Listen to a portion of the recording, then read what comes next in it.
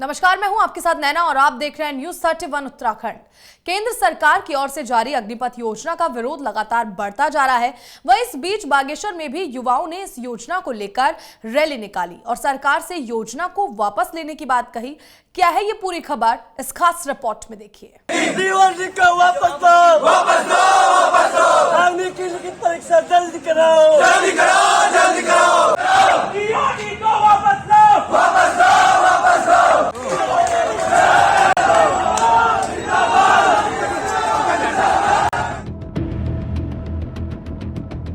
बागेश्वर जिले में आज अग्निपथ योजना का विरोध करते हुए सेना भर्ती की तैयारी कर रहे युवा नुमाइश खेत पहुंचे, जहां से जुलूस निकालते हुए युवा दुग बाजार, माल रोड और तहसील मार्ग होते हुए तहसील परिसर पहुंचे, जहां पर युवाओं ने सभा का आयोजन किया।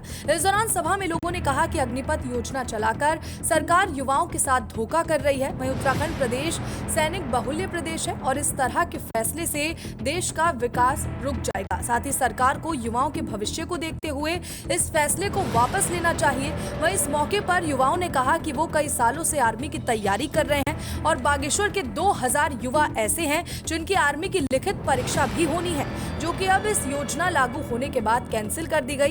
वहीं युवाओं ने कहा कि अगर इस योजना को नहीं हटाया गया तो वो लोग आत्महत्या भी करने के लिए तैयार हैं।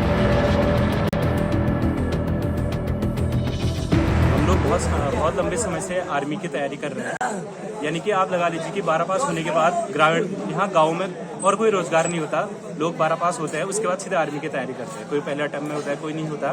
अगर हम लास्ट भर्ती की बात करें तो 2020 के आखिरी में हमारा नोटिफिकेशन आया था। उस टाइम पे हमने फॉर्म भरा था। उसके बाद मार्च में हमारा फिजिकल हुआ और मई तक हमारा मेडिकल सबका क्लियर हो चुका था। और लगा लिए उस वक्त मई से लेके आज इतना टाइम हो चुका है, लगभग 1 साल से ज्यादा हो चुका है हमारा मेडिकल हुए। और 1 साल से हम लोग कोई हल्द्वानी जाके, कोई देहरादून जाके, इनके घर से पैसे लेके बाहर जाके तैयारी कर रहा है। और अगर टोटल टाइम देखा जाए जब से हमने फॉर्म भरा है तब से लगभग 1.5 साल हो चुका है। पहले गवर्नमेंट ने फिजिकल कराया, मेडिकल कराया और जब पेपर की बारी आई तो उसको 7 से 8 बार पोस्टपोन कर दिया। यानी कि डेट निकाली गई, ऐसा नहीं कि डेट नहीं निकाली, हम लोग डेट निकाल के हम फिर से बाहर जाके तैयारी करते थे घर से पैसे लेके। और फिर लास्ट में गवर्नमेंट क्या करती थी, जैसे 5-6 दिन पहले होते थे बोल देती थी कि कुछ कारणों से आप पेपर नहीं करा पा रहे। लेकिन इसी बीच आप देखोगे तो चुनाव रैली भी हुई, उत्तराखंड में चुनाव भी हो गए, देश में 5 जगहों पे विधानसभा चुनाव हो चुके हैं। हर एग्जाम हुआ, SSC GD में 10 लाख लोग एग्जाम देते हैं ऑल ओवर इंडिया में, उतना बड़ा पेपर तक हो गया। लेकिन गवर्नमेंट ने कहा कि हम इसको कोविड की वजह से नहीं करा सकते, जो कि मतलब साफ झूठ था। और फिर अग्निवीर स्कीम आई।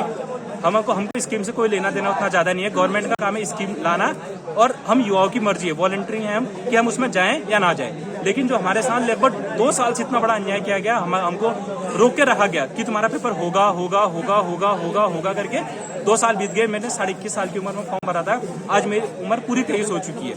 यानी कि अब मैं किसी भी आर्म फोर्स में जा ही नहीं सकता। की बात करूँ, यहाँ पे युवा देखने कितने आए हैं, मैं पूरे देश में आंदोलन देखूँ सर। मेरे साथ ही मेरे कितने भाई गाँव के हैं, मैं जुड़े इलाके से आता हूँ। आप हमारे गाँव में भी आए थे, हमारे गाँव में दिखाया था बदियाकोट, वो बदियाकोट क्षेत्र से आता हूँ सर। मेरी मम्मी ने सर मेरे को भर्ती कराने के लिए सर मेरे 2 खेत बेच दिए। आप यकीन नहीं मानोगे, आपको बता दिया, आपने जब पिछली बार आपदा हुई थी उस साइड में हमारे क्षेत्र में भी आए थे। आज ये युवा देखिए यहाँ पर इतने रोज जो आंदोलन कर रहे हैं, आज अगर हम यहाँ पर झुक गए तो आज से हमारी बात कोई सुनेगा नहीं। हम देश से यही चाहते हैं कि हम सरकार से यही चाहेंगे कि हमारा कम से कम आर्मी ट्रेन तो करा दो। 2 साल से हम जुलाई में तैयारियों में लगे हैं, कम से कम एक एग्जाम तो करा देते। वो बोल रहे तुम्हारा एग्जाम भी कैंसिल हो गया, सब चीज कैंसिल हो गया। थ्योरी अगर तुमको लाना ही था तो या तो तुम अभी इस एग्जाम के बाद से लाते, हमारा एग्जाम तो करा देते। ये इतने NCC सर्टिफिकेट मेरे से बहुत से युवा है, जिनका NCC सर्टिफिकेट बचाओ और कह तुम हम 4 साल बाद हम बेरोजगार हो जाएंगे। बताइए 4 साल बाद तुम 11 लाख रुपए से हम क्या कर पाएंगे सर? आप भी खुद सोचिए, 4 साल 11 लाख रुपए से हम पूरी पूंजी तो नहीं कमा सकते। एक भर्ती से तुम कह रहे हो 75% बाहर होंगे, एक बैच से अगर आप 75% हम बाहर होते हैं।